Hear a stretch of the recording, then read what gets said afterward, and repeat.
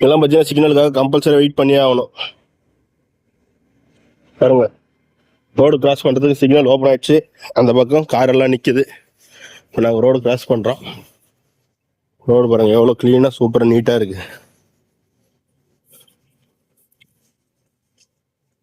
இப்போ நடந்து வரவங்களுக்கு சிக்னல் க்ளோஸ் ஆயிடுச்சு. எல்லா வண்டியும் கரெக்டாக லைனில் நிற்கிது பாருங்க.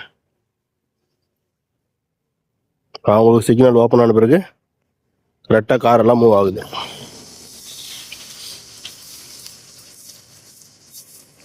இதெல்லாம் பார்த்தீங்கன்னா ரோட் ரூல்ஸ் வந்து அவ்வளோ பர்ஃபெக்டாக ஃபாலோ பண்ணுறாங்க எல்லாரும். அப்படி ஃபாலோ பண்ணால் மட்டும்தான் இந்த ஊரில் டிரைவ் பண்ண முடியும். ரோட் ரூல்ஸை ஃபாலோ பண்ணலைனாலும் இல்லை வந்து நம்ம சீட் பெல்ட் போடாமல் நம்ம டிரைவிங் ரூல்ஸை ஃபாலோ பண்ணலினாலும் இங்கே வந்து ஃபைன் அதிகமாக நம்ம பே பண்ண வேண்டியது இருக்கும். அதனால் எல்லாருமே பார்த்தீங்கன்னா ஒரு வண்டி பின்னாடி ஒரு வண்டி தான் போகணும். ஓவர்டேக்கே பண்ணக்கூடாது. அது பார்த்தீங்கன்னா இது வந்து இந்த ஊர் லோக்கல் பஸ்ஸு. இது ஒரு லோக்கல் பஸ்ஸு. காரெல்லாம் பார்த்தீங்கன்னா சிக்னல் கம்பல்சரி இங்கே வந்து 200 மீட்டர்ஸ்க்கு ஒரு சிக்னல் சிட்டி உள்ளலாம்.